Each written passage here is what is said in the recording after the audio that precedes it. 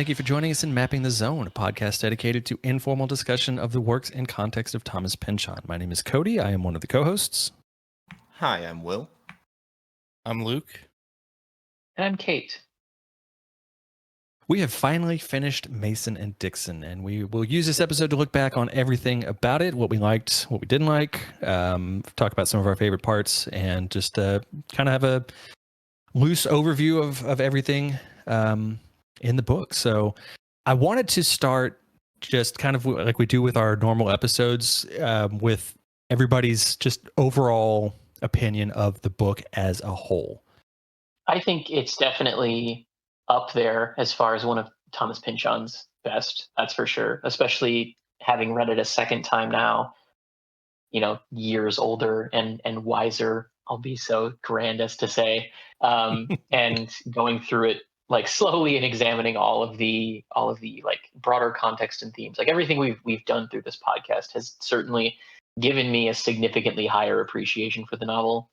My thoughts on it the first time I read it were definitely like, oh, that was like a really warm, character driven like Pynchon story, as opposed to a lot of the other ones. Like I really enjoyed the actual storytelling aspects of it. I found it to be, just as funny as most of his other work, and but a bit more impactful as far as the like deep study of the characters.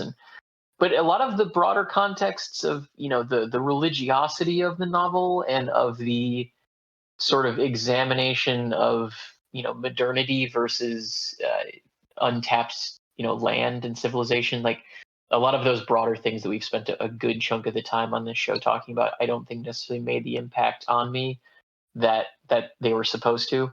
And so taking the time to really carefully go over the book and consider all of the details has been pretty big from a standpoint of evolving my point of view on it. I think that as I believe I said maybe 4 episodes ago, like I think if someone was to ask me like what Pynchon to start with to understand the things that Pynchon writes about thematically and cares about, I think this would probably be the book that I would tell them to go to.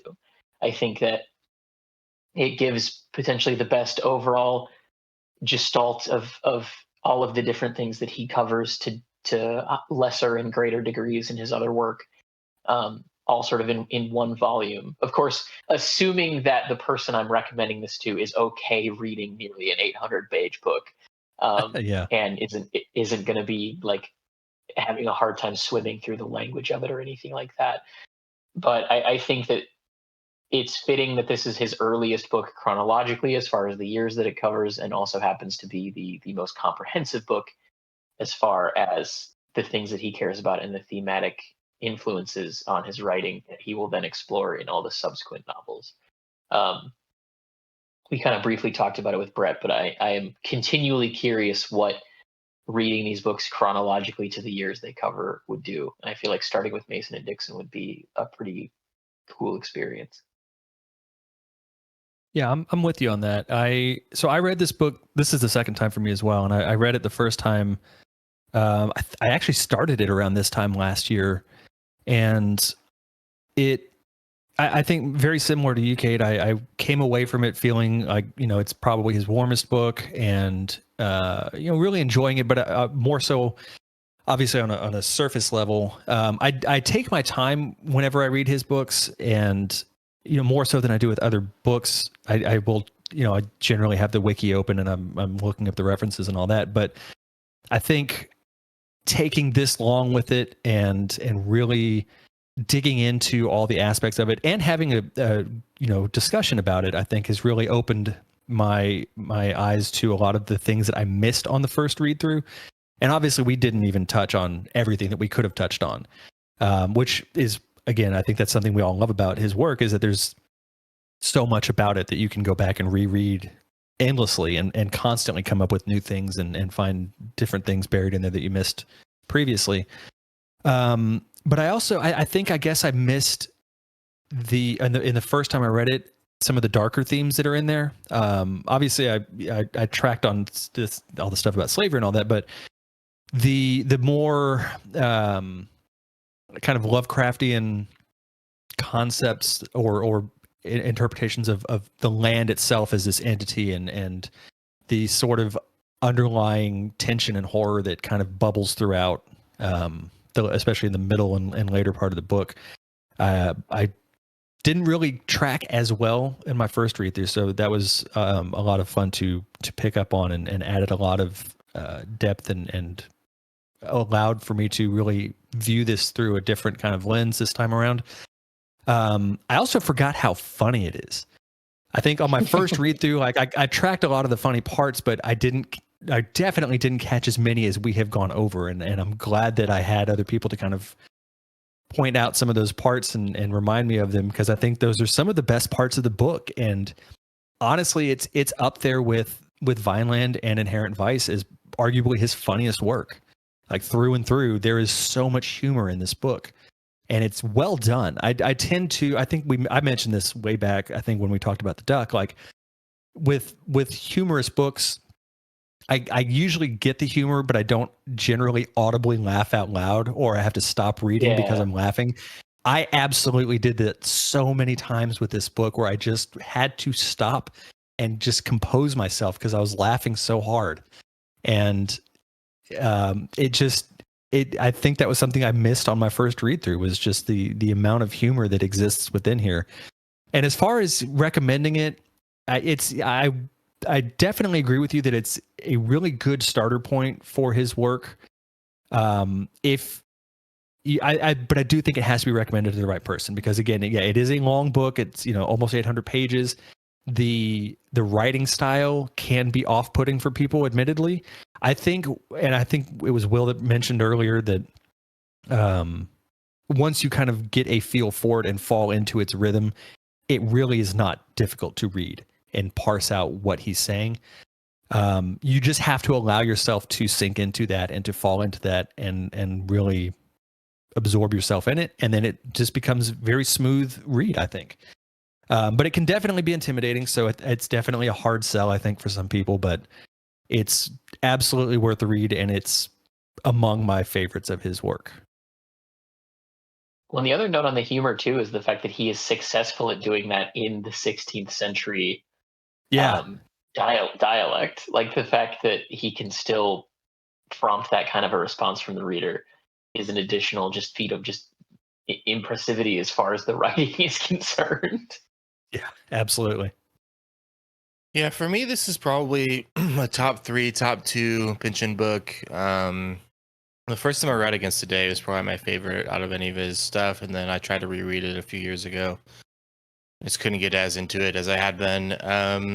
The first time I read Mason and Dixon was about, I think I've talked about this before on the podcast, but it's about 10 years ago. And I was really going through a lot at that time. I really needed another world to escape to. And the warmth of this book and kind of its portrayal of friendship and it's kind of how fun this book was a really nice escape for me at that time.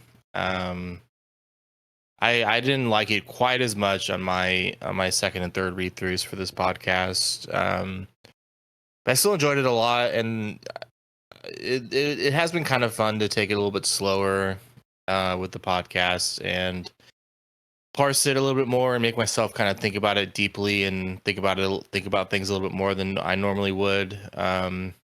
There's some really fun parts of this book that just didn't really stand out to me too much the first time I read it. I think I focused a lot on like Stig and the Chinese astronomer part, and there's a few different parts that I focused a lot on. But stuff like the Lambden worm, it didn't really stick with me, and that was maybe one of my favorite parts of this read through is like stuff like the Lambden worm. Yeah.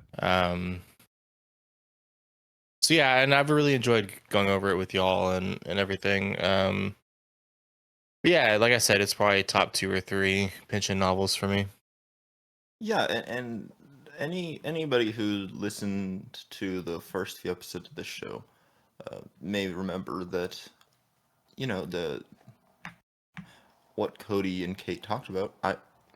This was my first Pynchon novel.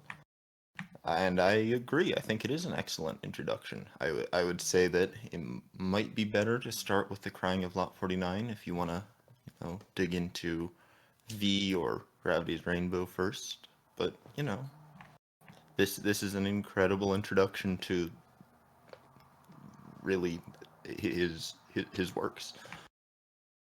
And it definitely is among my favorite books, period.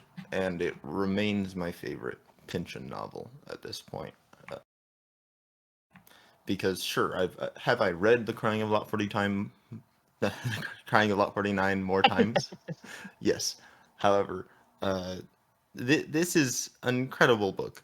Like, I can't think of any other novel that I would be as happy to just to restart the sentence. I'd be happy to start another go through tomorrow. Like, I'm not saying that we should, but I would be fine with that personally. This book really works for me, and there is so much to dig into and pull out of. But the first time I read it, I didn't get any of that. You know, it contrary to what Kate and Cody said, it's not like, as this was my first Pynchon novel, I came to this and was amazed at the warmth and the friendliness, I guess. But it is this was my maybe third postmodern American text, if you want to call them that. After Catch-22 and Slaughterhouse-5, and I can't think of a better kind of capitulation to the entire movement than this novel. And some would argue that it breaks from that. You know, it did come out 40 years after the start of the quote-unquote genre, but it fits within the lines at least decently. And regardless of any of that nonsense, it's just a beautiful book. I love all the characters. I love every single character. There are many that I wish there was a little bit more of a look into, like most of Pynchon's works. But unlike his others, it really does seem like even the smaller characters get a little bit more fleshed out. They get a little bit more meat on their bones, to misuse an idiom. They seem more real. They seem more three-dimensional in this book than in any of his others, really. Mm-hmm. Yeah. And maybe when I reread Against the Day, I'll have loved that more than I did this time through Mason and Dixon. But with the exception of a couple of pages, really, and maybe more than a couple, a handful of pages, I couldn't say that I dislike any part of this book. I think there are little niggles and nitpicks, but I don't mind anything. I love all of it, and I'm very happy to have been able to go through it at this pace with all of you, so that in 20 years, if I have children one day, I can force my children to read it and feel smug about it. Well, I guess that prompts an interesting question too to everybody off of what you said, Will, is, do we have any, I don't want to say negative thoughts about it, but like, is there anything we would change about the novel? Do we think it's too long? Like, is there any thought process there? Obviously, Will, other than maybe like 2 or 3 pages, everything's pretty good, but oh yeah, it's perfect if you ask me. Yeah.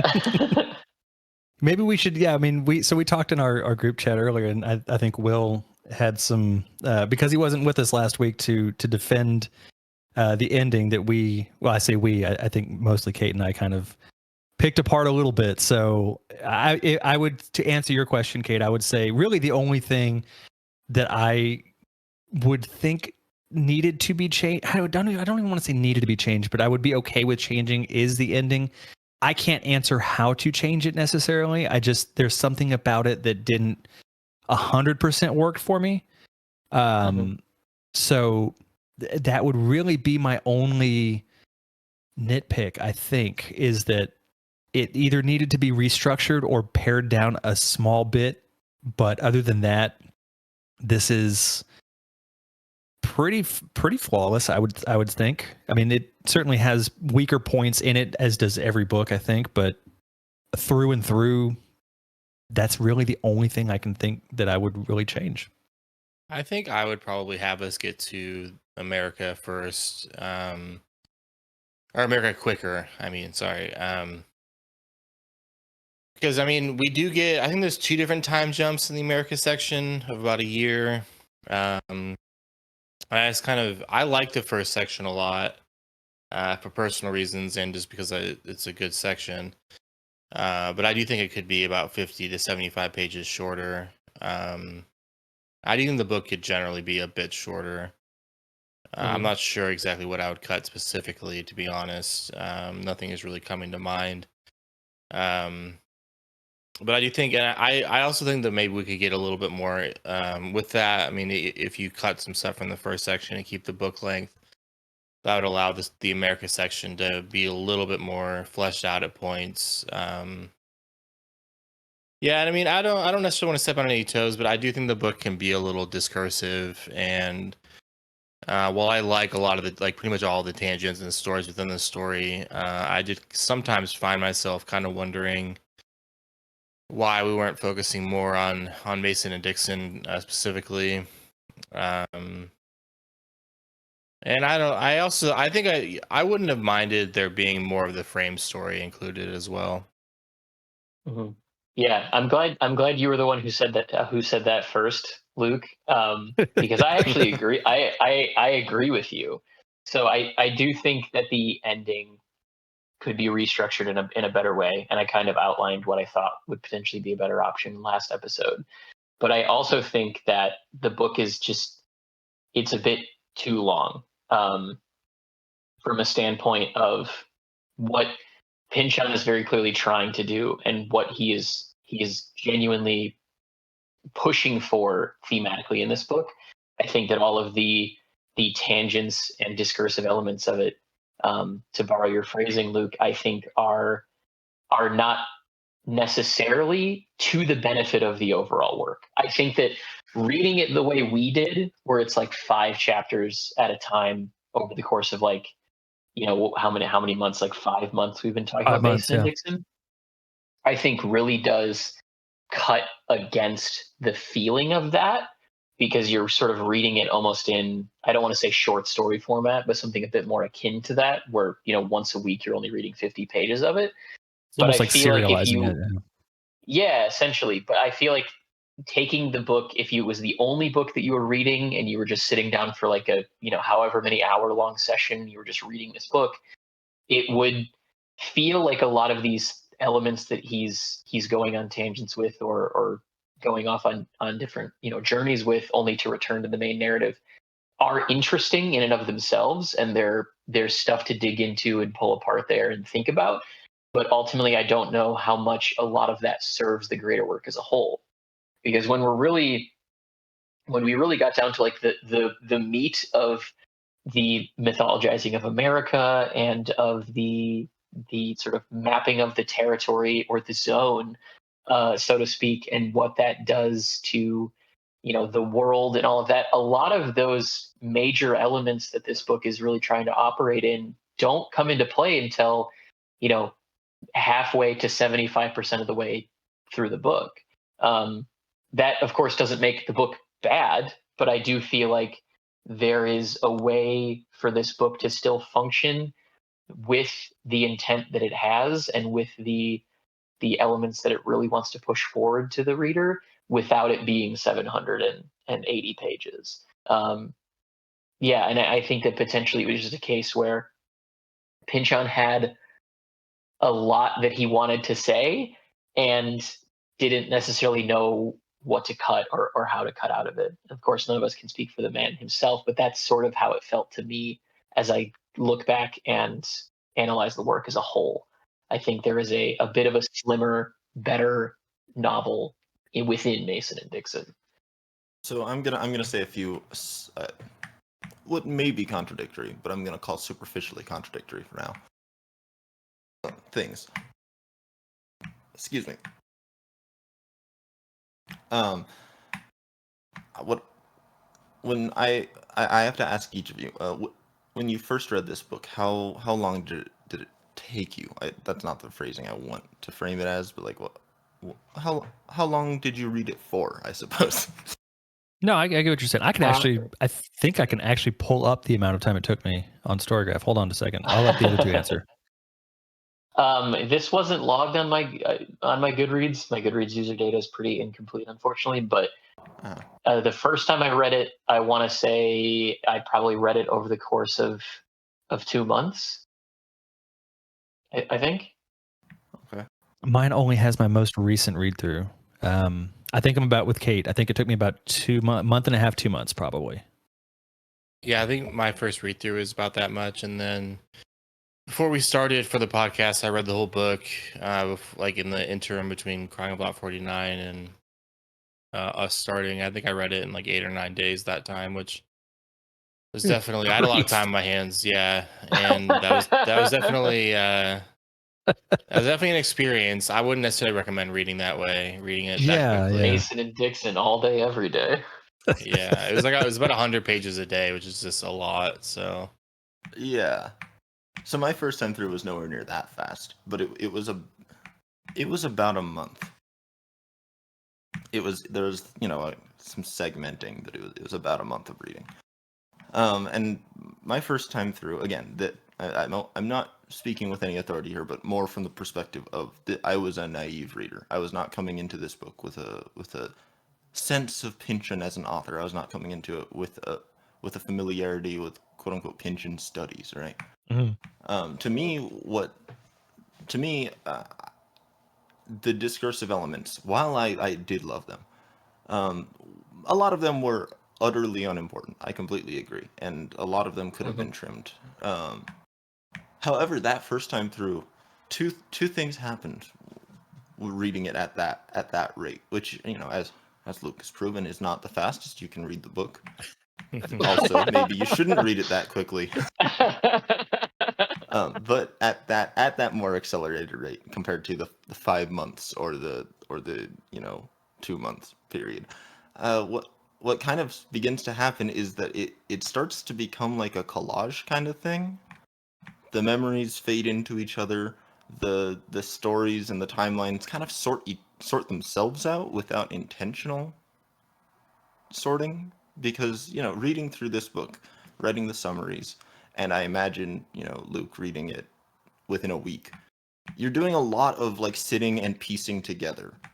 You're trying to draw lines, you're trying to understand what's happening, and that's the case with most of his other books. But this is an aberrant one in my experience, in that it does begin to layer itself into a structure if you read it at the right pace. And I think that, weirdly, that right pace is either kind of straight through but not rushing yourself, or it's to piece it out like we have here.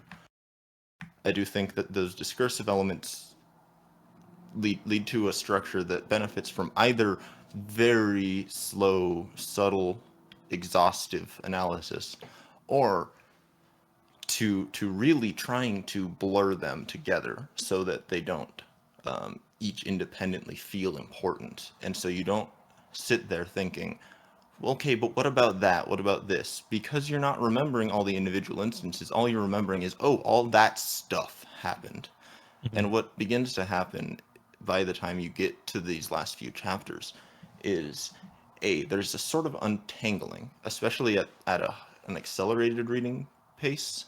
And again, I think that at the rate that Luke read it, I think it could become violent, where you're going from like this incredibly long and twisting story in America to basically like this almost like structural gridlock, where it's taking these massive turns left and right and flipping around entirely, but then also just stopping and sitting and staring at a scene for a long time before jumping off to an entirely different period of time without any real indication. And all of that with that sense of kind of collage, it does. I think it makes an argument by form. It makes an argument against any sort of like unification of history. I think that this, of all of his works, is fairly obviously his most concerned with the value of historicism and the value of like telling stories, the value of what we have. And I think that one thing that Pynchon has been trying to do his entire career, and he's making incredibly clear in this book, is that we cannot allow ourselves to sit around and say that thing happened. We know this exact thing happened. We're confident in it, and anyone who says otherwise is wrong. Like he's incredibly clear about that in this book. And I think that either reading it in the pace that we have for this reading group, or in that kind of sweet spot of, you know, maybe an hour a day or something, really does get you in a good headspace to intuitively come to that conclusion without even engaging on a thematic level. Because that first time through, I was not engaging in those things. I was engaging with the more horrific things because, you know, I wasn't familiar with the truly rank depths of his other works. And so it was surprising still compared to other authors for me to run across the scenes in, you know, South Africa, for example. Mm-hmm. You know, those things stuck out to me, but I wasn't used to, you know, reading in the mode that reading his books really requires you to do so. And I was still able to track it, and I was still able to come to those conclusions thanks to those structural choices he made. Again, I don't think that those are, you know, beyond reproach. I think that there are absolutely points of criticism. Like, as much as I love the werebeaver thing, what does that chapter provide? I guess you can dig at something, but it's kind of completely random. Like you said, Kate, a lot of these little scenes are entirely useless. But they are fun, and I think that sense of adventure and the larger than life of it all, the sense that you know that guy's life is crazy, that werebeaver guy's life is crazy, and you want to hear more, and you want Dr. Isaac and what's his name to go find the werebeaver. You want to imagine their dreams. And to me, I don't think that you can have such a long discursive novel without having this essentially like break slamming at the end and kind of a cliffhanger of saying, hey, you know, I'm never going to write a sequel to this where you see the suns go off, but you can imagine, you can dream these kids going off and meeting these things. Mm-hmm. Well, Yeah. I think to your point about the asides or the tangents, I think when I look back at those scenes, I think most of the ones that people would track as being, I don't want to say egregious, but maybe unnecessary, or, you know, like you mentioned with the werebeaver thing, like what is it adding to the story?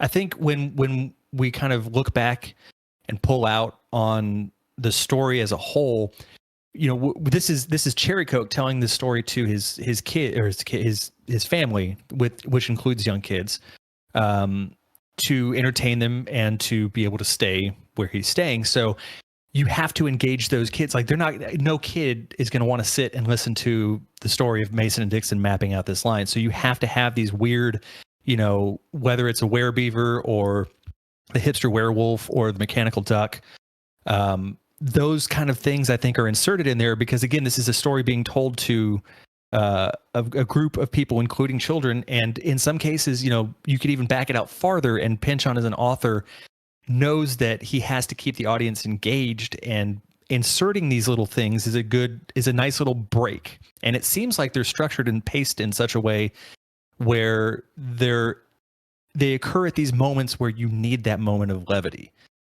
And you need to have that kind of break from all of the darkness or the tediousness of the story at that point. You just kind of need something that kind of helps you just kind of chill and just enjoy the story for the story's sake. You know, whether it's, you know, Zoid cutting down all these trees really fast and you know, doing his thing, or the hipster werewolf, you know, whatever it is. I think those are nice little breaks in the story, and that they're there to serve as that purpose. Yeah, so I'll respond to both of you separately. Have you read Infinite Jest, Will? I have not, no. Okay. So what you're describing, I feel like, is also what Infinite Jest does, but does it significantly better than Mason and Dixon does. Um, David Foster Wallace's editor, Michael Peach, described Infinite Jest as something that looks like a pane of glass that was shattered from a very great height. And in particular, your statement about, like, I don't think you can write such a long discursive novel without like a break screeching stop at the end. Um, I would counter with Infinite Jest. It does not have that break screeching stop at the end. And it actually slows down considerably from the rest of the novel prior to kind of the ending portion of it. The other thing that I would say is that Infinite Jest is also a fairly long and discursive novel, but all of the different tangents that book decides to take for the elements of either comic relief, which there is plenty of in the book, or for thematic support, all tie into the same central things that David Foster Wallace is talking about over the entirety of the 1,000 or 1,300 page novel, if you include the endnotes.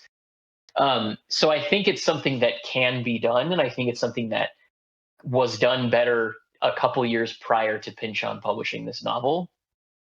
I think that where I'm coming from with my opinion on a lot of this stuff within Mason and Dixon is that a lot of what Pynchon is doing, in my opinion, feels more like the author saying, and another thing, instead of here is another thing that has to do with the other 17 things in the last 10 chapters that fits together into a better knot. Like it doesn't feel necessarily as cohesive. It feels like a series of separate points that are being made intermittently.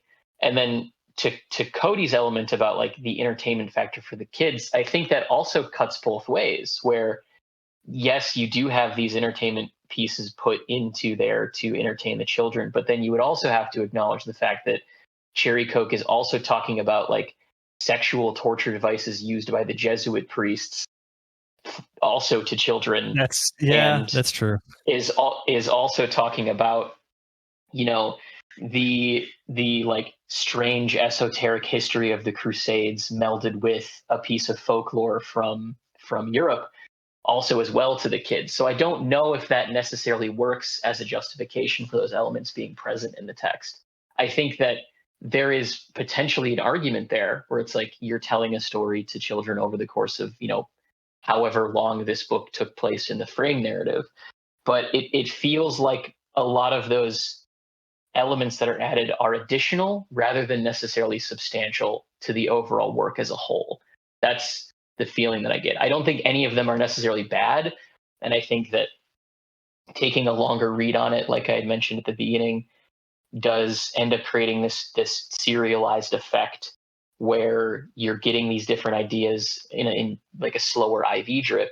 But I don't think that necessarily, at least me anyway, helps me feel like they are integral to the actual book as a whole structure or unit. Okay, so I completely see what you're saying. What I will do to disagree is to wildly gesticulate in specific directions about an author I have not read. My understanding of David Foster Wallace is that a lot of his writing is informed by a motivation to try and reclaim a certain form of sincerity. And I think that there's been a ton of conversation about all of that, and I think there's a lot of latitude. And at some point, I would like to make this argument, preferably after having read some of David Foster Wallace's work. That Pynchon is much less like ironic in the way that Wallace discussed irony, and much more in line with what he thought. But from what I do understand of their differences as authors and artists, the distinction between these two effects, I suppose, that you're describing, is that Infinite Jest may be a shattered pane of glass, one that is, if you sit there and piece it together long enough, cohesive and coherent and cogent. I would argue that Pynchon, and this may be what Wallace meant by irony, is trying to make the point that there is no piece of glass. That to do that is always a foolish endeavor. And in some sense, I think that there's an argument that that is a foolish thing for an artist to do. In some sense, you are analogizing yourself as God, and I think that's a lot of why Pynchon talks so much about Gnosticism in his works, besides the obvious. But also, I think he's trying to make the point. I'm limited. I'm here. I'm writing a book. This is just a book. I'm just trying to get. I'm just trying to make a world that you can believe. I don't necessarily mean that you're supposed to sit there and read that and perceive that message, but I think that there is that kind of lack of pretense behind his work. Not to, say infinite jest is pretentious. How could I? But what I guess I'm trying to say is that it seems like while The Shattered Pane of Glass is a beautiful work of art in and of itself, that doesn't mean that it's inherently a flaw for an artist to try and make a jigsaw puzzle that does not fit together. And I do think that is Pynchon's constant attempt. And I think in this book he succeeds where he doesn't in others. Yeah, I can't imagine Wallace ever saying the phrase, "This is just a book." I have read some Wallace, so I might be onto something. Yeah. I feel like I maybe lost track of a bit of which author you're referring to with each statement you're making there at the end, Will. But I think to address the talk of Wallace in relation to irony and the New Sincerity movement and all of that, I don't necessarily think that Wallace was referring to a lot of late Pynchon with his thoughts on postmodernism and the need for a New Sincerity movement. I think that I'm sure Wallace read Mason and Dixon, and I would imagine that Wallace would not have grouped a book like Mason and Dixon into the earlier criticisms that he was making, largely within the essay E Pluribus Unum.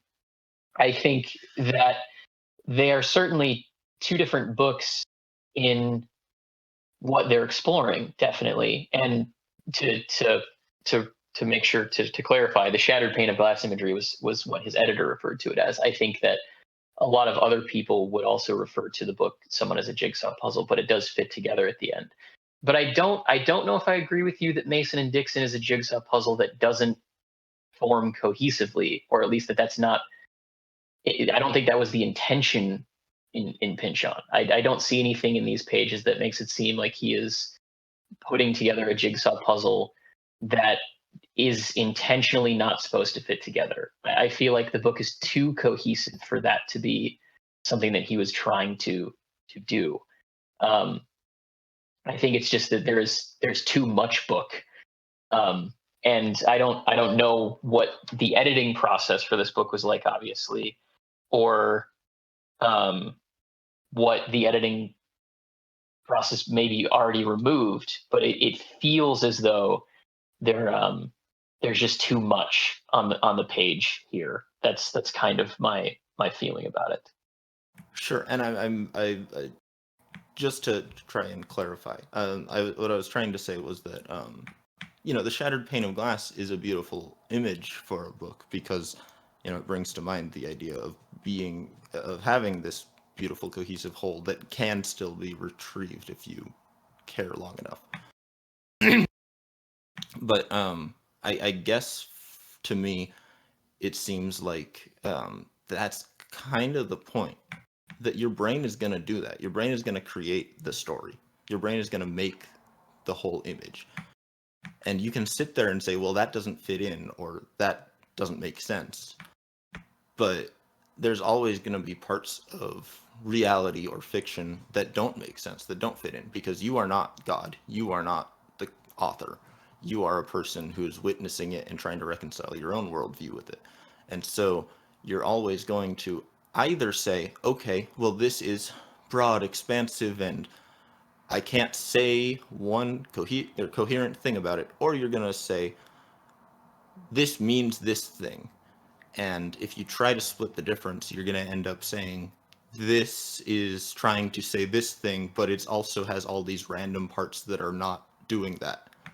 And I think that throughout his entire oeuvre, and this is much more something informed by the rest of Pynchon's work, I do think that that is something that he is perpetually trying to convey. And that's not to dismiss the fact that your opinion's completely valid. As much as I joke about like loving every page, I don't love every page of this book. There are issues, and I totally agree that there are scenes that could have been cut, or maybe should have been cut, or at the very least rearranged.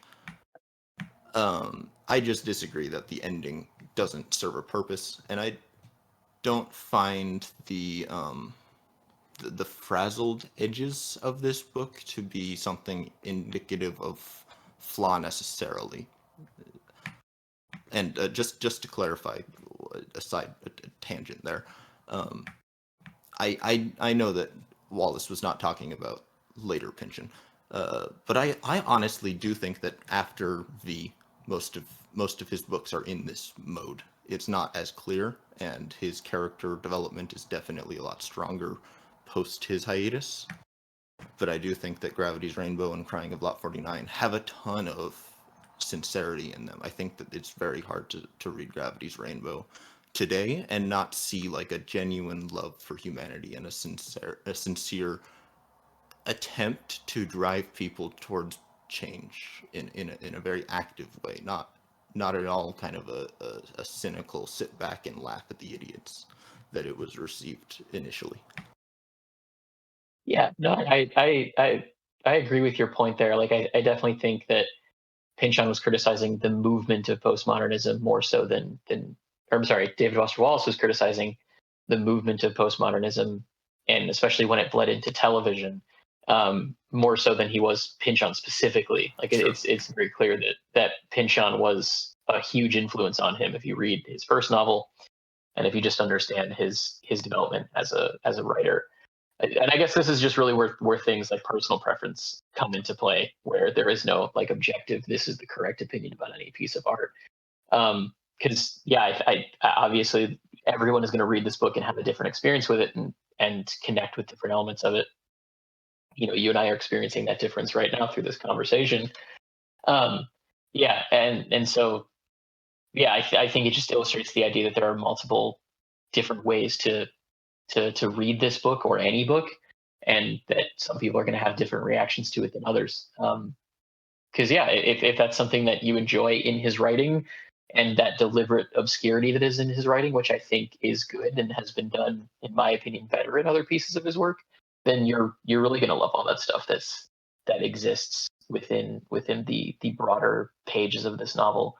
And just to defend my opinion on the ending, I do believe the ending serves a purpose. I just think that it's misplaced as far as where it goes. Sure. But yes, yeah. Sorry, Luke, I kind of cut you off there. Oh, you're good. So to go back to the jigsaw puzzle thing, one thing that did occur to me, not to push back on what you're saying too much, but chapters 53 through 55, if the book is a jigsaw puzzle of a horse, those chapters are like the woolly mammoth standing off in the corner or something. Like there are some parts of this book that I think intentionally don't fit with the rest. At least like there's some smaller parts, if that makes sense. Like those chapters especially, they're basically from the Ghastly Fop. They're from a completely different book. I think those ones especially stuck out to me as ones that don't necessarily fit with the rest. Which I don't know if I would have necessarily come up with that whole thing if we hadn't been talking about a jigsaw puzzle specifically. But yeah. Yeah, absolutely. And I think the truth is that I have a ton of very crazy interpretations of books in general, and particularly this novel. Like I'm still trying to make the ampersand work, okay? It's gonna work somehow. I'm gonna shoehorn the structure of this novel into an ampersand. And those chapters are gonna be that loop somehow. But I mean, just not not to keep talking about Infinite Jest, but there's a geometrical structure to that book as well.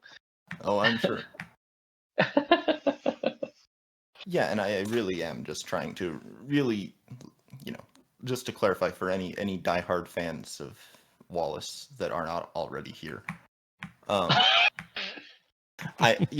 not. I know I have not read his works outside of a couple of essays like E Pluribus Unum. I'm not trying to make strong statements about him, but I'm just trying to use the public discourse of him as a counterpoint. I was curious what everybody thought about the character of Masculine at this point in time, because we've seen him basically at 3 separate instances, and he's been not a very different character in each time, but he's represented different things, definitely. Mm-hmm. And he's the only non-primary character to get such time devoted to his clothing. And in particular, in chapter 74 or 5, I mean, like the clothing is described specifically as those motif colors in Gravity's Rainbow and Vineland and his other works, the lime green and magenta. Mm-hmm. I mean, as a character, I think at this point in the book, Masculine is kind of revealed to be an over earnest, like, kind of dummy. That's, I guess, the way that I would maybe describe him. Like he has some ability certainly to do the work of an astronomer, otherwise he wouldn't be able to be one. But I think it's also clear that he's been thrust into an extraordinary position simply because of his familial ties, and he's trying to do his best to somehow seem like he's worthy of that role. And I think that comes out in weird ways in some instances, like I'm going to put on this crazy wizard robe so that I can seem like I'm appropriately at my station or whatever. And I think that by the over earnest aspect, like he wants to have a relationship with Mason and like sees himself as a mentor to Mason, even though that's definitely not the case, and enforces Mason to go visit Dixon and all of that. So I think he's a guy trying his best, even though he's out of his depth, and that just makes him kind of come across as silly and far from the person that he'd like to be perceived as. That's kind of my opinion of him at this point, which I think could certainly lend to the earlier descriptions of him from the beginning of the book as like, oh, he's crazy, he's a madman. I mean, you'd probably think that too if you were like, oh, the head of this astronomical society just wears fucking wizard robes. Like, you would also probably think that person was pretty crazy. So I think that potentially a lot of the reputation he's garnered is just the fact that he's potentially been raised above his station and is trying to find a way to inhabit that, whether it was as a member of the Royal Society or as the Astronomer Royal. So in that way, he's a bit of a tragic figure. As to the coloration of the robes, I'd have to think more about that. I don't have a specific answer that comes to mind. Yeah. I think he's aloof. He's fully capable of doing his work and his duties, but I think he envisions himself as something, and that's not the way he actually like projects himself.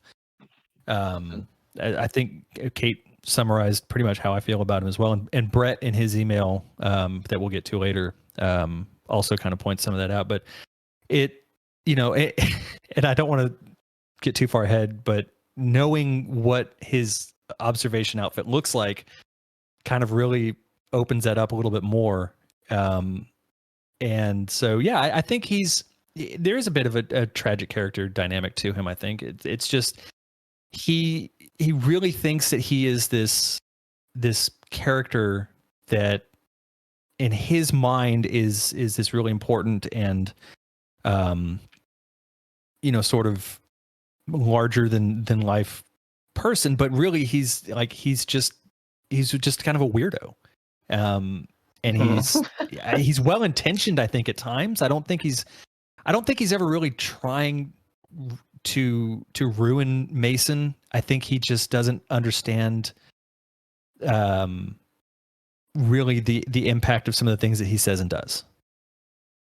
Mm-hmm. Yeah, he doesn't seem to be the most self-aware character. The word that comes to mind for me is probably doofus or a dingus.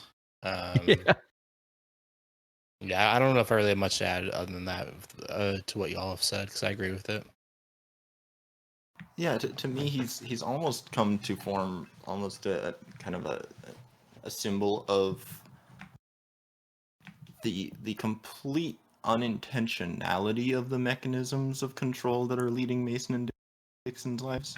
That like you've said, he is like a well-meaning guy. He does think of okay. This is something I forgot to bring up. I don't think that Masculine thinks of himself as a mentor to Mason. I do think, though, that he sees himself as like the younger brother who is, who gets the world better. Mm-hmm. Mm-hmm. And he's like trying to teach his older brother or his cousin, like, look, I respect you so much. You're so close to being great at this. Here's just the one little thing that you need to adjust, and the whole time it's, fundamentally missing the point. Mm-hmm. But really, yeah, I see him as some sort of like you said, he's a nepo baby. He's there for the sake of, the East India Company's control, but he is a sincere astronomer. He does want to do all the things that a good astronomer royal should want to do. It's interesting because he is the most solitary character. He doesn't have any attachments other than to the institution and to his brother-in-law, who isn't even, they're not close. In the later scenes in St. Helena, it's made pretty clear that Clive does not hold Neville in very high regard, Mm-hmm. and Edmund, Neville's actual older brother, doesn't spend much time with him. That's made very clear in his second appearance too. Yeah, that's why he's the perfect person to put in that position. He's exactly. They know that there's nothing tying him to anything else, so he's not going to be concerned about, family or friends or anything like that. And he's not the type that's ever going to question anything that he's told to do. He's just going to do it. And so he's perfect for that position. And then I guess the other character that I'd like to kind of bring up in Totem. I'm sorry, I'll quiet down. The other character that I'd like to revisit in Totem is Dixon, I guess, because throughout the story, like Luke has brought up, he goes from being incredibly idealistic to being incredibly compromised and back and forth more than anybody else. And I think there's a lot to read into about his development of gout and the way that his libertine life has led to his own self-imprisonment, essentially. Because the whole end of his life, as described in this book, is about him trying to get just a little bit more money so that he can afford for servants to take care of him and his wife in America, which they will definitely move to one day. Yeah, I hadn't thought about that, but that's really smart. I like how you've laid that out, Will. Yeah, I don't know that I could really add anything to that. Honestly, we could do a whole episode just on Mason and Dixon as characters. We're not going to, but there's so much about them and their development throughout the story that could really be picked apart and dissected. And Dixon, Mason, I think, both of them have such interesting arcs. I think Dixon's is a little more ambiguous, though. I think that's also just due to the kind of natural internal conflict that's always present within him. So, yeah, I don't know. I'd have to really think on that and have time to generate a good response to that. Well, and then to be beyond that, I have a question for the listeners. If any of you are familiar with Society of Friend Meeting House rules, standards, and I know that they're not the most rule making of types, but you know, the general habits and behaviors around burial in such churchyards, because it seems to me very not prescient, sorry, very, very salient that he is all of these things, and he is a heretic. He does not believe in the Quaker worldview fully. About 80% of it, but he is not a Quaker. He has been kicked out. He does not consider himself one fully. It seems meaningful that he has been buried there. So if anybody is from a Quaker family or joined the society, please let us know if you know about those details. Yeah, that would definitely be interesting to know.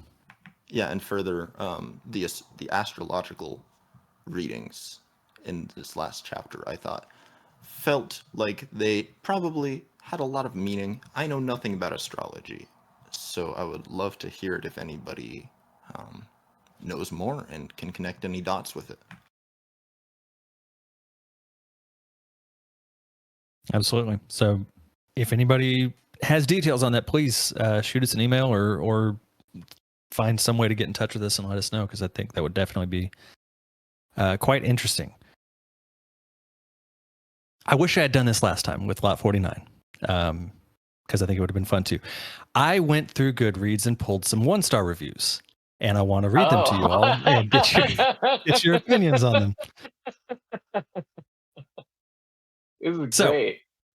So here's the thing. Here's the through line I found in reading all of these. And I will preface this by saying I'm not going to name any people's names on here. If you want to find them, go on Goodreads. They're all there. There are two common elements in all of these. The first being reviews that start with, I consider myself a smart person, or I consider myself a good reader, blah, blah, blah. There's so many of those, and it's annoying. The other is people who admittedly did not finish the book, but still felt the need to review it and rate it, which we talked about earlier, is a super annoying thing. And I hate when people do that. Terrible. But it happens in here. So I think there's like 10 of these. Most of them are pretty short, but I'm just going to read through them, and we'll kind of pick them apart a little bit here and there. So first one.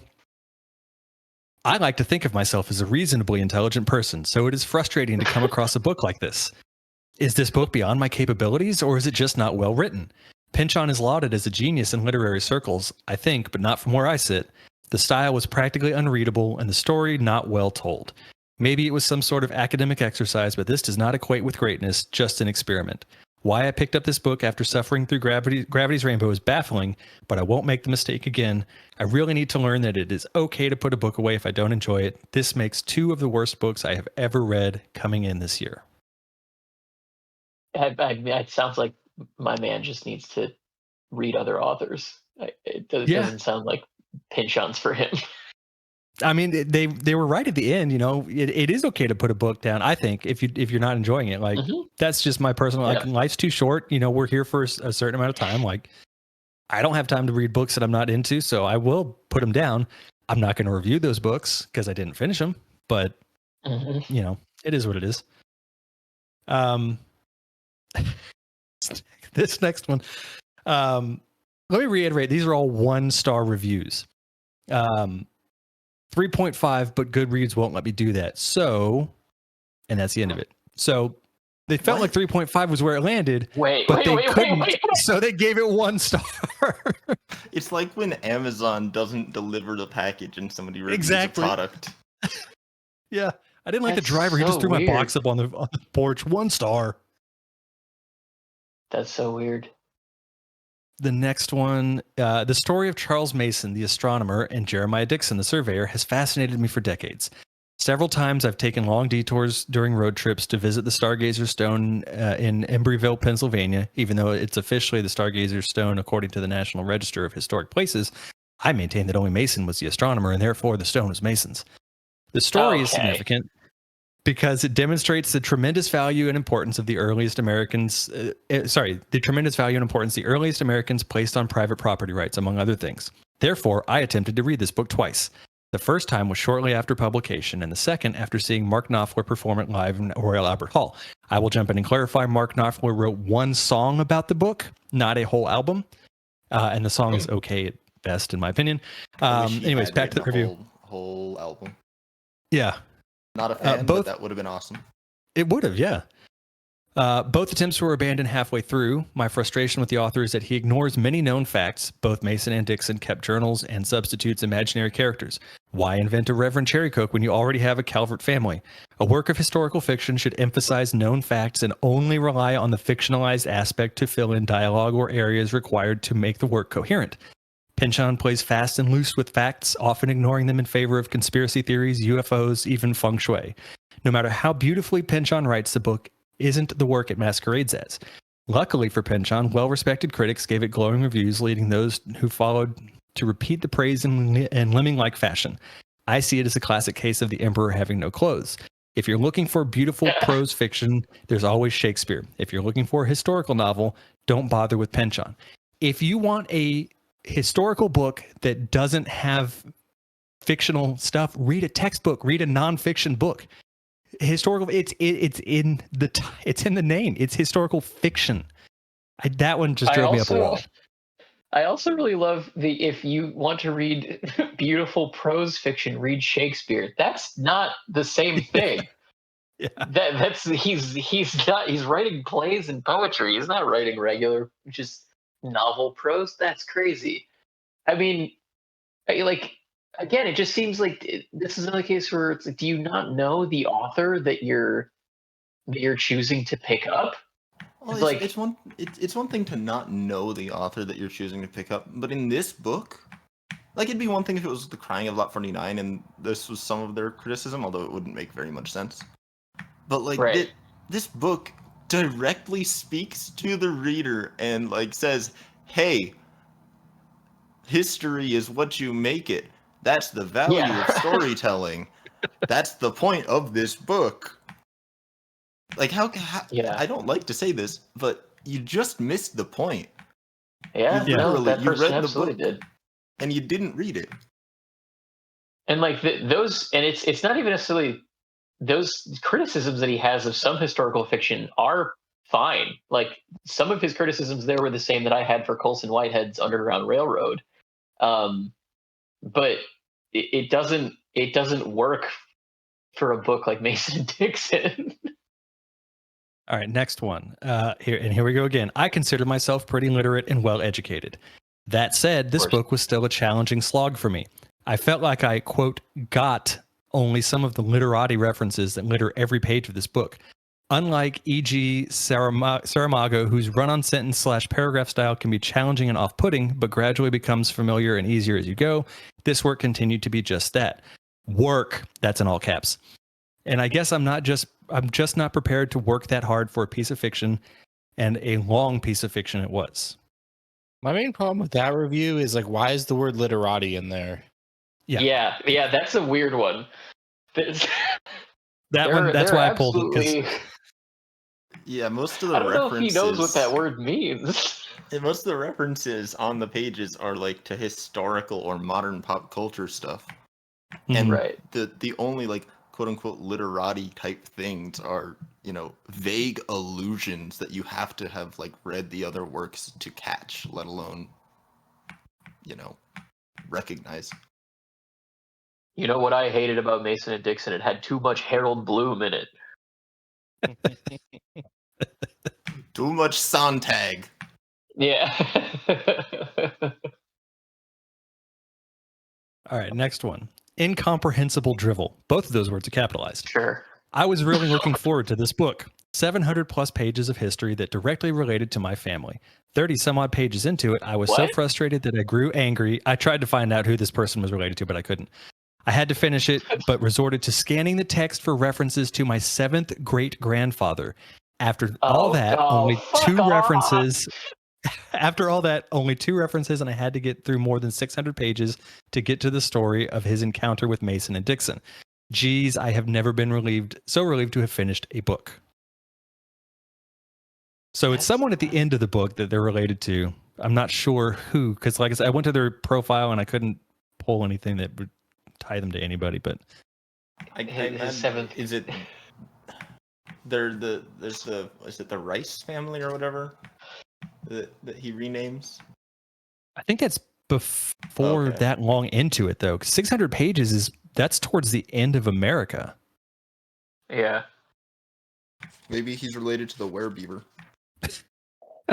Or maybe he's related to one of the people in the peat bog that Mason goes to work at. Or sure and ho. Also, like even. again, they mention in here they resort to scanning the text for references, and then they have the audacity to say that they finished it. Like you didn't. You scanned through 600 pages of it. Yeah, I barely read this book. I didn't like it. Yeah. All right. I mean, realistically, it's fine to come to a book like this and hate it. And I think the real issue here is that Goodreads positions itself as two things at once, both a consumer review site as well as a personal recommendation engine. And so, yeah, for that person, giving Mason and Dixon 1 star probably makes a lot of sense. For the rest of the world, it's nonsensical. Yeah. One of the other things too, Cody, just if you also look at 3-star Goodreads reviews, those can be some of the most entertaining as well, because it will either be people who have substantive criticism as to why it's 3 stars, and in which case don't read those ones. But it's also some people who are just I didn't understand any of this, but I guess it was well put together. It's just some of the people who rate stuff as 3-star can be as funny as 1 stars. I should have gone through some of those too. All right, here's the next one. I may make another attempt with this, but didn't get much past page 40. First of all, this book was just too damn heavy. I really just did not want to carry it anywhere. Even holding it on my lap in bed was uncomfortable. I got about 40 pages in. Mason and Dixon had just been introduced and seemed interesting and amusing, but not people who could sustain another 750 pages. But the dialect was killing me. I just couldn't adapt to it, just not for me. Now, I do want to point out, I fact-checked this. If discounting Mason's letter that occurs on page 12, they come in on page 14. Yeah. So I don't know where this person's getting they didn't come in until 40 pages in, but that's absolutely not the case. Maybe he thought that the captain of the Seahorse was Mason and Dixon. Maybe. But also, it's too That's heavy. Also not page 40. You bought it. You bought the book. What are you talking about? I also assume that this review was written at least in this decade, which means that the Kindles exist. You can also I get an ebook. I get books can be big and cumbersome and heavy. I absolutely understand that. Yeah, but if you go to a bookstore, you can see it. If you're buying it online, it tells you. I know Amazon gives dimensions and weight, so you should know. I don't know. Yeah, speaking as somebody with carpal tunnel issues, that doesn't feel like a good reason to rate a book poorly. Yeah. Right. I mean, again, that goes back to the Amazon packaging thing. Exactly. That's exactly what I was going to say. I hate this T-shirt because I accidentally bought the wrong size. This T-shirt is low quality because I bought the wrong size. I put this thing together wrong, so I don't like it. 1 star. This doctor's office burned down. 1 star. Here's a short one. Totally unfair. Oh, God damn it. I forgot about this. Totally unfair for me to give this a rating because I couldn't finish it. I couldn't even come close, and I finish everything. All caps. I mean, couldn't give you just rating, said it's unfair to give it a rating. I just the gall of some people. I don't think any of these people realize that there is a feature on Goodreads where you can create an exclusive shelf where books can only be put in that shelf, and you could just name that did not finish, and then you can just leave them there. Yeah. Clearly not. Storygraph has a DNF feature on it that I like, but I don't think Goodreads does. They do not. I've got a few more, and I saved the best one for last. So, have I ever been so excited to be done with a book? Can I really claim to have quote unquote read it at all, given how much of it went over my head and how often I spaced out? Not sure about the right answers to either of these questions, but I can tell you that I've got a couple other pinch-ons on my to-read list, and I am definitely rethinking. I am old-fashioned. I like novels to have plots, okay? This one doesn't really. Also, I don't love sci-fi, fantasy, or quote-unquote real ghost stories, so a book that features a sentient animatronic duck, a talking dog, and a frequently visiting dead wife is probably a bit much for my abilities vis-a-vis suspension of disbelief. Finally, I couldn't help but notice that every one of the quotes for quote-unquote praise of Mason and Dixon in my edition were quotes from men, some of whom have themselves written books that I found rather tedious. Definitely shelved next to Infinite Jest on my bookshelf of doorstop books boys really seem to like that I think are kind of annoying. Parentheses, just kidding, I have limited bookshelf space. I'd never keep either of those books around for future use. Isn't the largest quote on most editions from Michiko Kakutani? Yep, I was about to say that's on the back cover. That's there are two quotes and one of them is hers.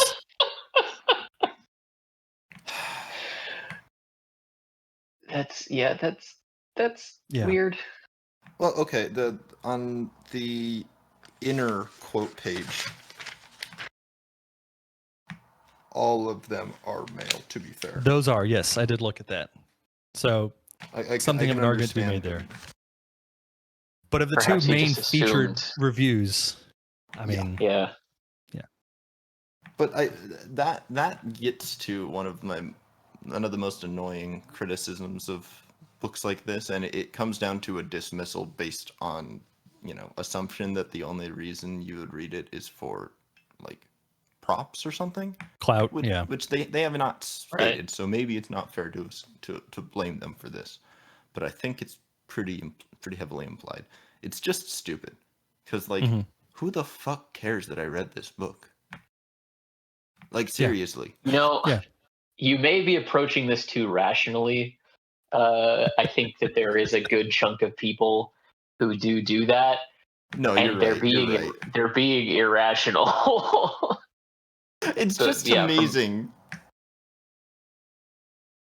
It is the fact that because my favorite book is Infinite Jest, so that is one, and this person talks about it in their review, that is definitely a book that many people have read just for the clout of saying they've read Infinite Jest. Yeah.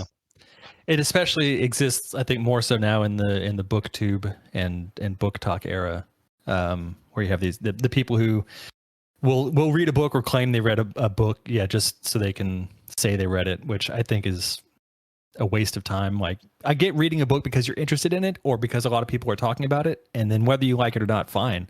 But I don't think you should read a book just because you want to be able to brag about having read said book.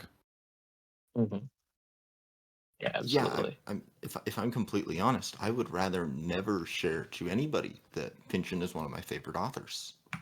Like, to me, that seems like a really good way to get yourself preemptively kicked out of social clubs. Oh yeah, absolutely. Every time I'm on a date with somebody and they're like, "Who's your favorite author? Like, what's your favorite book?" And I have to say David Foster Wallace. I have to preface it with I'm not a pretentious person, but it's there are certain authors where that is absolutely just the reputation that they have garnered. Unfortunately, it's a binary thing because it's either that or the other reaction is who, and then there's just nowhere to go with the conversation. And honestly, that's fine. Yeah, I'd rather it be that. Go find their books. The most outrageous part of it to me is that, again, speaking as the youth here, it's I get the sense that that's much more of a kind of y'all's generation thing, much more of a late Gen X, early millennial phenomenon of reading big books for the clout. Mm-hmm. Not to say that people don't still do it, but I don't know anybody who has. It's not a thing anymore. There is not the guy walking around with Infinite Jest or Gravity's Rainbow tucked under his arm at universities. It just isn't a thing. For so many reasons. But at this point, it's a completely dead cliche. I mean, that's a good thing, I would think. So. Oh, no, absolutely. At least we're moving in the right direction. Yes, absolutely. I do think, let me make this clear. Those people can go, dig themselves a hole and sit there until they've learned their lesson about, getting too high up their own asses. But could the people who hate those people recognize that they have mostly learned their lesson already, or they don't exist anymore? They're not getting made anymore because, my entire life it really seemed like reading big books was the surest way to get yourself excised from social circles. Okay, well, I think that still is the case. I don't know if there's been any reform for that. Yeah.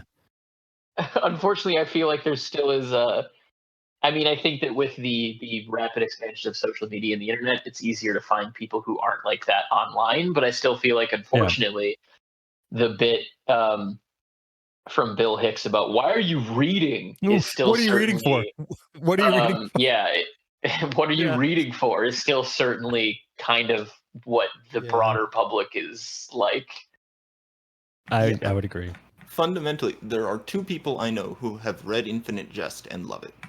You and a middle-aged mother who teaches remedial English courses, primarily English and literature courses. Like, y'all are not the cliche in the least bit. And this yet, is true. Well, also, we're both women, which is also not necessarily the cliche about Wallace. Exactly. And that alone, combined with the fact that growing up, it's like, oh, you read long books? What's wrong with you? I just don't get this continuation of the meme. Yeah. No, I don't get it either. All right, two more. And again, I'm saving the best for last. So here's the second, our penultimate Jesus, really? bad one. Yeah. Trust me. All right, so here's this one. Ugh, I was so disappointed with this book. I didn't even last 20 pages. I was defeated by the archaic style, parentheses, capital letters in the middle of sentences drive me nuts. What are proper nouns? I mean, anyway. And the talking dog, parentheses again, seriously, who thought that was a good idea? A pity because I was really interested in the history behind Mason and Dixon. It really seems like a lot of these people thought this was like a straightforward historical fiction novel. I get the impression that that's the case, but capital letters in the middle of sentences drive me nuts. Like, I genuinely don't. I get if you want to make an argument about the writing style, that's fine, but capital letters exist in the middle of sentences in every book. It's just a poorly written complaint. Maybe that person just has an OCD. Is it Dasha Dernditch who doesn't do that in her? Who just doesn't capitalize anything? That's the thing now. There are some authors for that person. I see that in poetry more than I've ever seen that in. Yeah, that's a good point. Maybe this person just needs to read like Duck's Newbury Report. Just be like, hey, this is all one sentence. All right, and here it is, guys. This is and this ironically was genuinely the last 1-star review, like scrolling through them all. This was the final one, so it worked out perfectly. The review itself reads, fulla, and that's Fulla, fulla post-Faulkner sentences that are stupidly obtuse, pointing toward empty epiphanies and a bunch of nothing.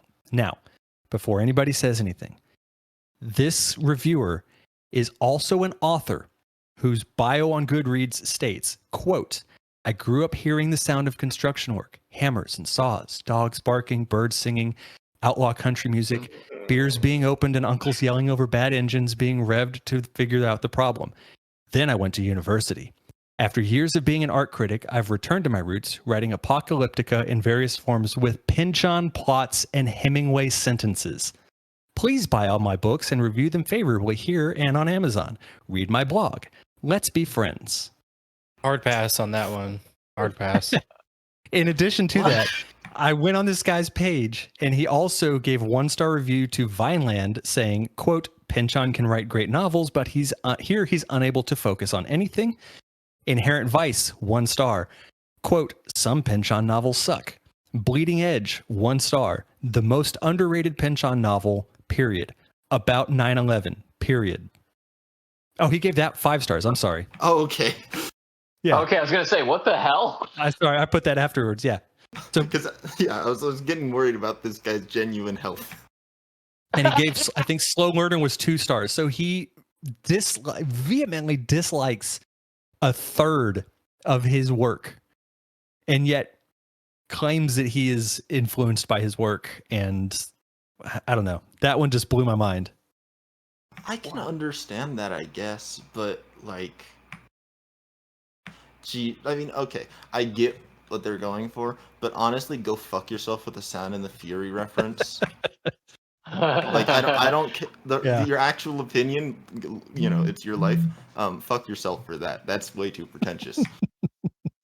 But also to claim that sentences are too long and then to reference Hemingway as a person you're inspired by in writing sentences. That boy has page and a half long sentences in For Whom the Bell Tolls and many other works of his own that some of that reads almost like he's trolling the internet. It really felt like that. Yeah. I mean, look, if this is the kind of guy who apparently thinks being a Pynchon fan means reading Gravity's Rainbow, then it's clear that for him, Ernest Hemingway wrote The Sun Also Rises and The Old Man and the Sea. And that's all. Yeah. That's it. That's all you got. I did see there was one other one that I was going to pull, but it was way too long. But the person complained about, she said there were sentences in the book that went on for entire pages or entire chapters, which there were long sentences, but I mean, Gravity's Rainbow arguably had longer sentences than anything in Mason and Dixon. And there definitely was no page long sentences that I can recall. Not that I can remember either. There's like one or two, but they're very much in the same mode as his bio there. Mm-hmm. Which I think is your point. Yeah. So that's the 1-star reviews for these. So I plan on doing this for the other books as well, but I wish we That's done it for wild. 49. I'm sure there were some fun ones. That was a great segment, Cody. Thank you.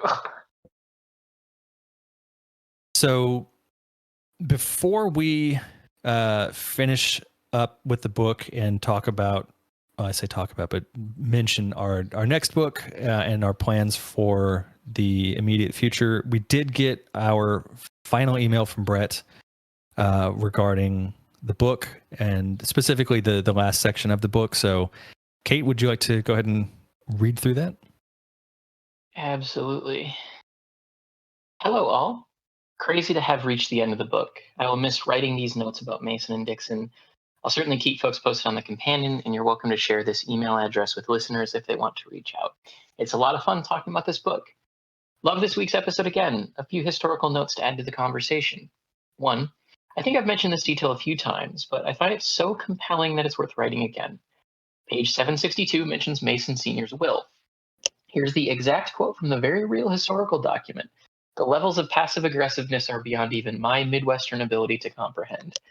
And let me just prepare the listener for a second, because I wasn't prepared for what followed after this when I first read Brett's email.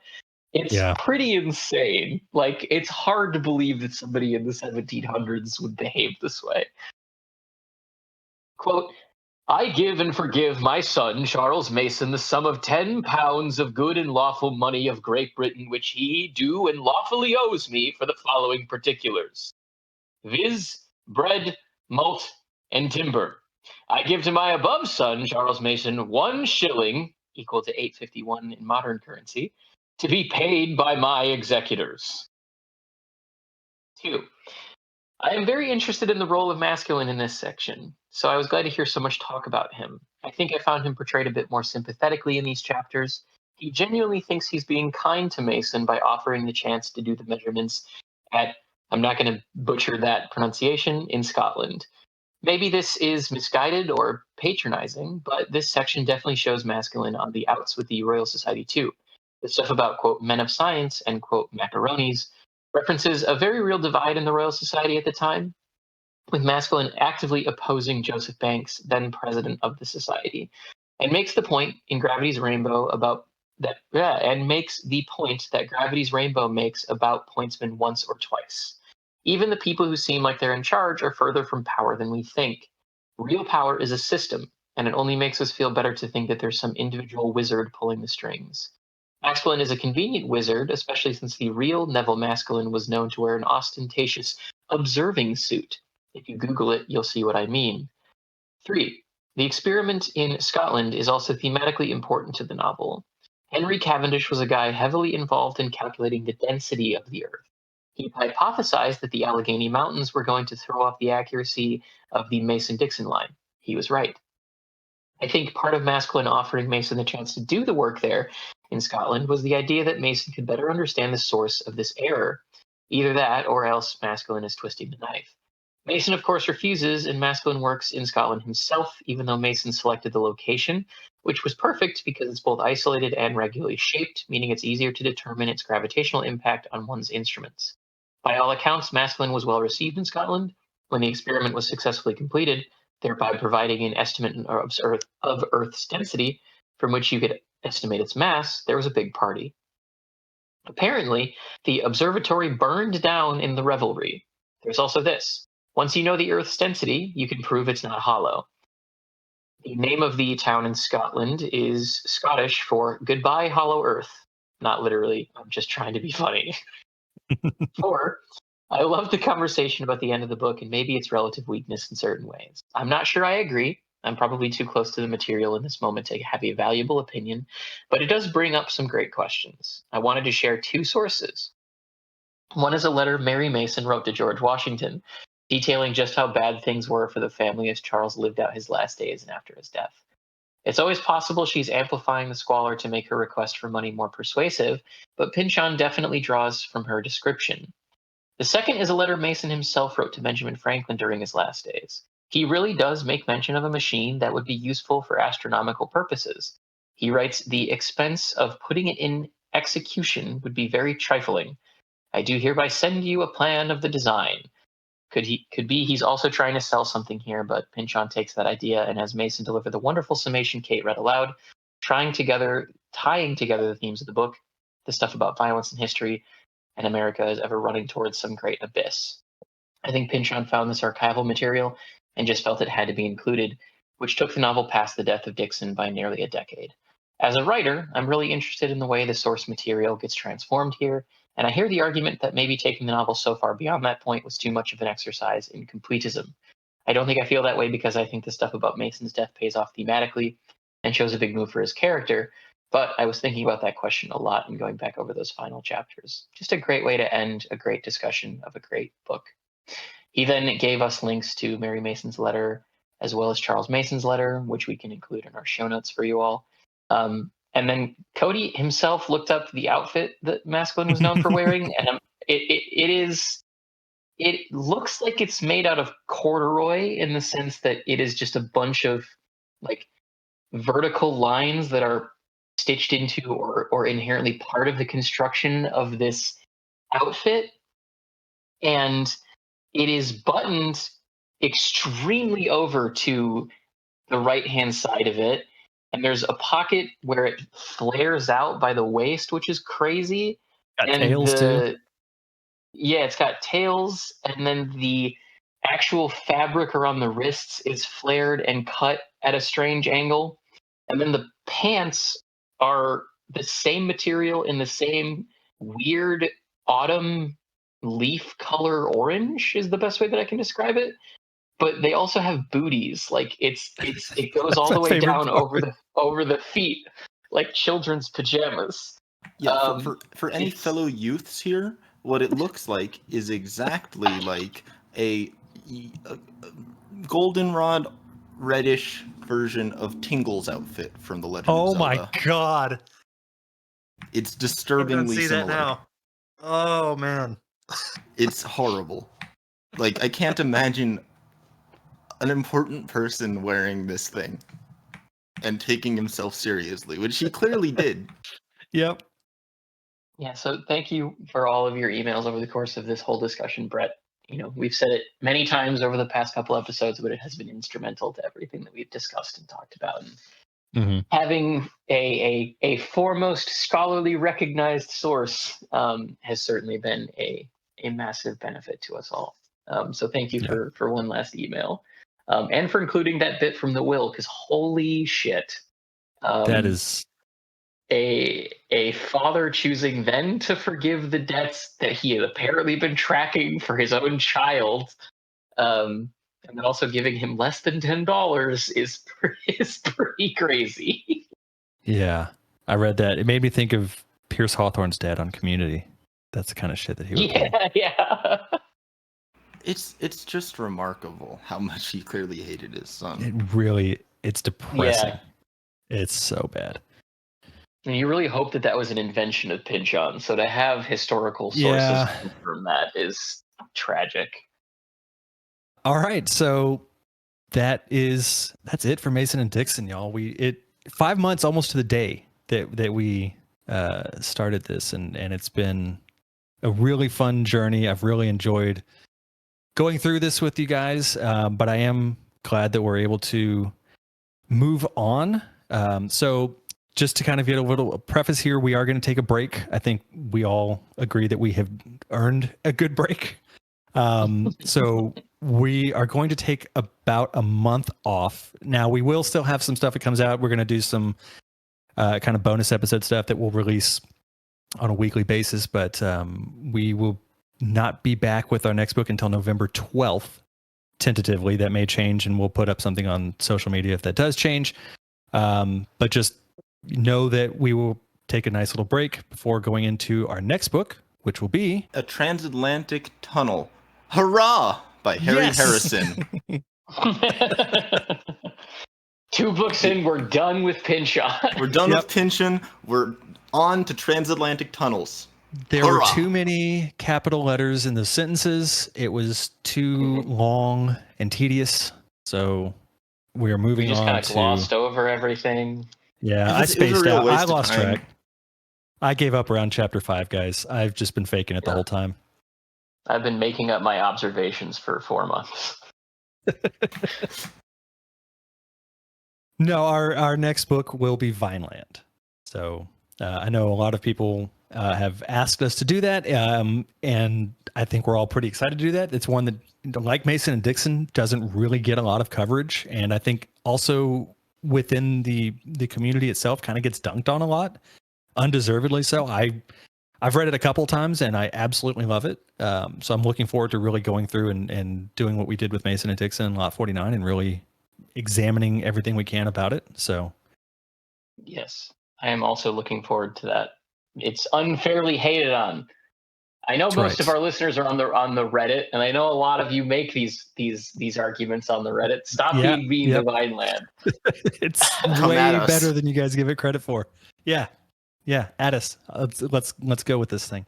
It's an interesting book, and if you can't see that, that's your fault. All right, so like I said, we'll have some bonus stuff that comes out covering different non-Pynchon things over the next month, and then we'll be back in a month to talk about Vineland. So thank you all so much for those of you who have stuck around through all of Mason and Dixon, or if you're just starting with it. We really appreciate you taking the time to join us on these deep dives, and we hope that you'll join us in Vineland as well. So we'll see you all in a month. Bye. See ya. Bye.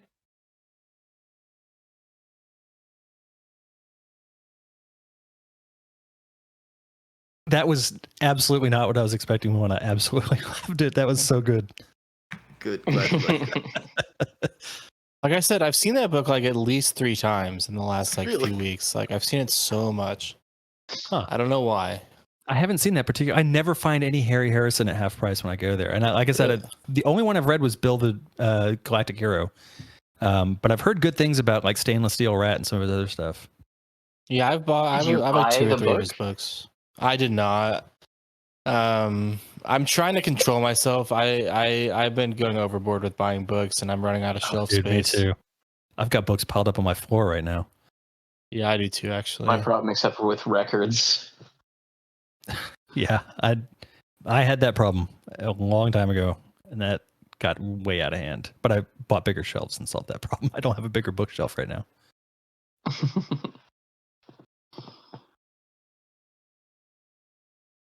I'm looking it up. I want to see how well it's rated. Transatlantic Tunnel. A transatlantic tunnel, hurrah!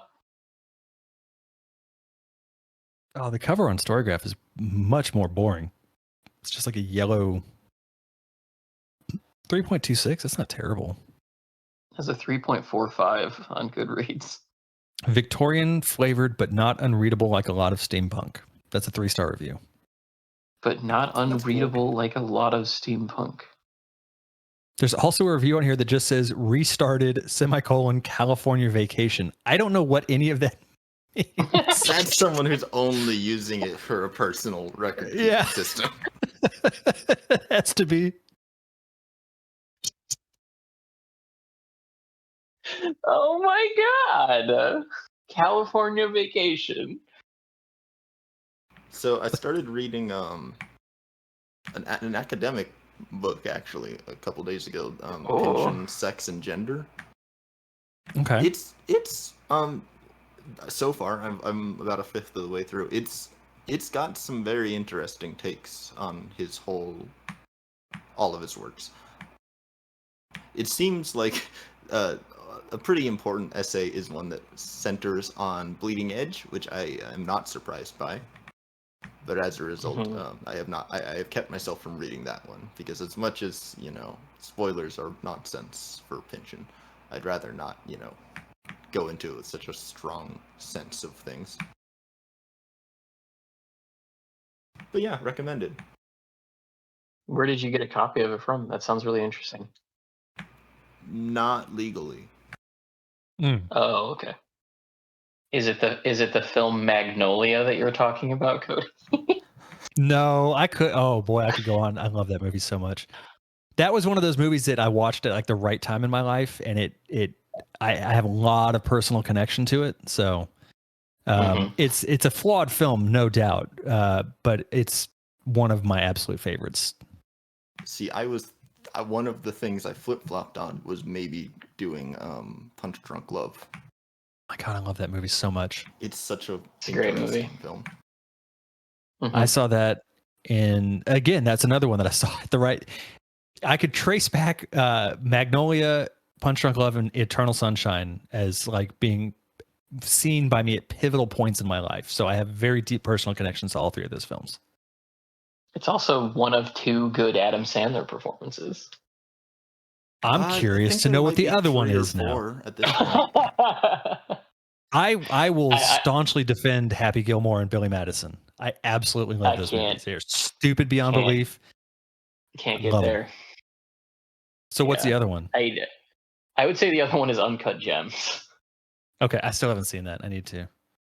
It's not a good movie. It's not bad, but there was a sports film where he played an agent.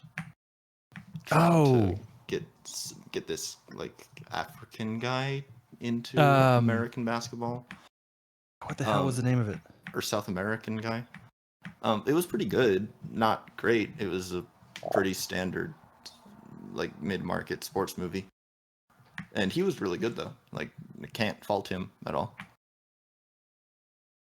He's like, it's the same with Jim Carrey. Like, he's one of those people that you would think watching their early work, like there's no way they could do a good like actual film, but they genuinely have it in them to make something good. It was called Hustle, which is suitably generic. Yes, I know that one. Boy, I haven't even thought about that movie in a long time.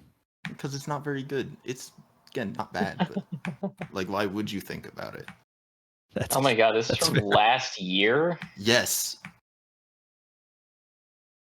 I've never already heard of this. Forgot about it entirely. Man, I'm pushing 40. I forget about a lot of things real quick nowadays. Unless they occurred at a very specific point in my life, it doesn't stick well with me anymore. I have to really put the effort in to make it stay. Ben Foster's in this movie. I'm looking through his movies here. Yeah, Reign Over Me wasn't bad. I remember watching that and liking it when I saw it. I don't know if I would still like it, but Funny People wasn't bad. Yeah. Come on, Cody. That movie's not good. It's not bad. I didn't say it was good. It's just not terrible. And it is like Jim Carrey, except less obvious talent, I guess, in terms of Adam Sandler. Yeah. I mean, he just spent so long kind of like Nick Cage, giving no shits about his reputation. And so he just took anything that paid for so long. It's so annoying to But Nick like, Cage try and has to do defend those that. people. Nick Cage bought No, he dinosaur doesn't. bones, so he has to. He didn't have to buy the dinosaur bones from a dictator. I'm gonna say that. You weren't It's there. a hot take. He had to. I feel like maybe if you'd lived Nicolas Cage's life up until the opportunity to purchase dinosaur bones from a dictator came up, you would also buy dinosaur bones from a dictator. I would not deny that fact, but I am not Nicolas Cage, and I relish that fact. Oh man. Probably the same way that you would also get a burial pyramid in New Orleans that was repossessed by the IRS. Who hasn't had that thought? One of my favorite death metal bands has that pyramid on the back of their album cover. Do they really? I've seen that pyramid. It's absurd. Awesome. It's like 4 times the size of the other mausoleums. That's the thing about it. If it were just a pyramid, it would be fine. But it's huge.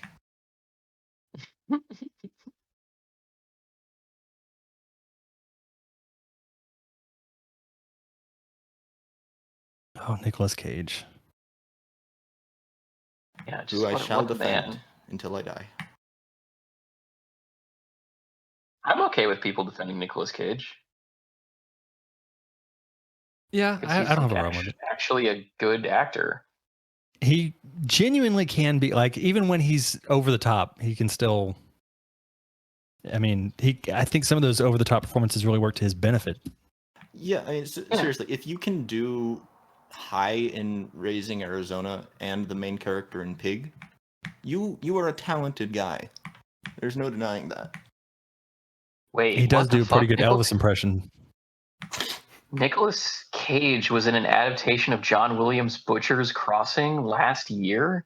Yeah, I forgot about that. I heard it was all right. That's crazy. I didn't even know they were adapting that book. I forget how many movies this man has made. I need to watch Wild at Heart again. That was a good movie. It's okay. It's not Lynch's best, but... No. And Bringing Out the Dead, too. I forgot about that one. 8mm. Jesus. 8mm was something else. That was a movie that could have been... And I don't know, in anybody not Joel Schumacher's hands, could have been good. True enough. Have you seen Joe, Cody? Have I seen? I have to hold on. Let me pull it up because I have to look at it. I've seen Joe Dirt. I have not seen Joe Dirt. Thankfully, I know the one you're talking about. I have not seen Joe. No. That is if you're looking for like another Nicolas Cage movie to watch to just be like, damn, he's actually real good. That would be one that I would recommend. Okay. I think one of my favorite memories I've ever had was going to go see Bangkok Dangerous in the theater. Which is not a good movie. And me and my friend that I was with knew that it wasn't going to be a good movie. But when we went up to the ticket counter and went, 2 tickets for Bangkok Dangerous, the guy that was behind the counter pulled a walkie-talkie from underneath like his podium thing, and he literally spoke into it. You're going to need to turn the projector on. We have 2 people here for Bangkok Dangerous. Have any of y'all seen Bad Lieutenant, Port of Call, New Orleans? I got 20 minutes into it and couldn't keep going with it. I love that movie. That movie is great, Luke. Yeah. I need to go watch it again. So it wasn't I didn't stop watching it because I was not enjoying it. That was one that I was like, I think at that time I was having a lot of trouble sleeping. And so I was like super tired when I was trying to watch it and I fell asleep and I just never picked it back up. That's one with Eva Mendes, right? Yeah. Yeah. Yes. Okay, that's what I'm thinking of then. And that was a case where the director specifically asked Nicolas Cage to be that crazy. Like that was the whole reason he was in it, was to bring that particular Cagean brand of madness. Does he go full Vampire's Kiss? You get the back half of that movie is fucking bonkers. Like he does get very out there by the end. Okay. I got to go watch it then. I think it's streaming. Leave it up to Werner Herzog to get that kind of a performance out of Nicolas Cage. I always forget that Herzog is the one that directed it or whatever. I've heard of that movie. I had no clue Herzog directed it. What the hell? That was so like briefly released and then just went under everybody's radar. I was working at Barnes & Noble when that came out. I think I got it from Redbox pretty soon after it came out, like 10, 12 years ago. Good old Redbox.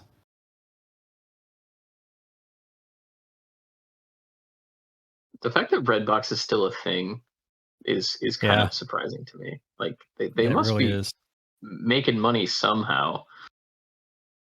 I mean, I still use DVDs and Blu-rays, but I mostly if I'm watching a movie I don't own, I usually just rent it online. Yeah. So I don't know physical stuff I get at the library now. Like, right.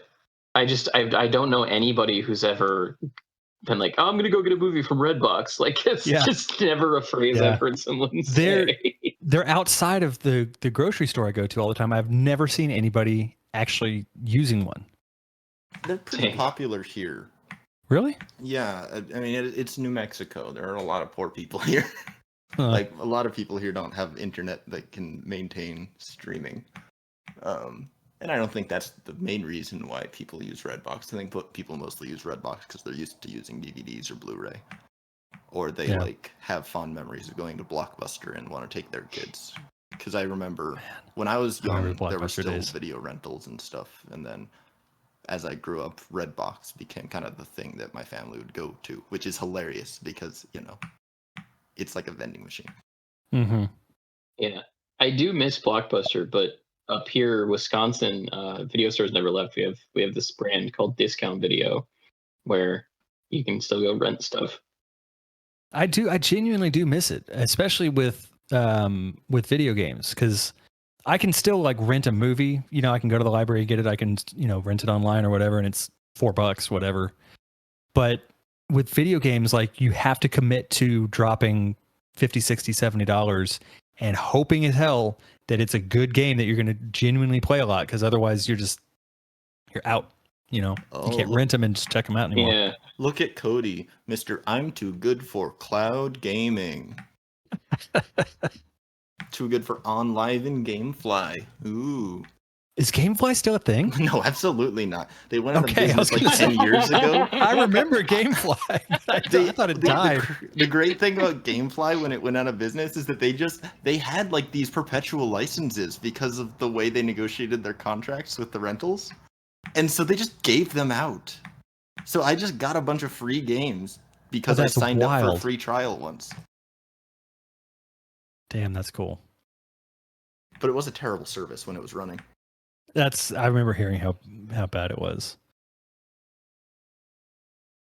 Well, if you're looking for a new place to move, Cody, there's it's called Family Video, not Discount Video, but they still do video games. Do they? All right, I'm on my way. They do. The weather in Texas finally got decent, so maybe I'll stay here for a little bit. I don't want to though. After being in Philly for 5 days, I didn't want to come back.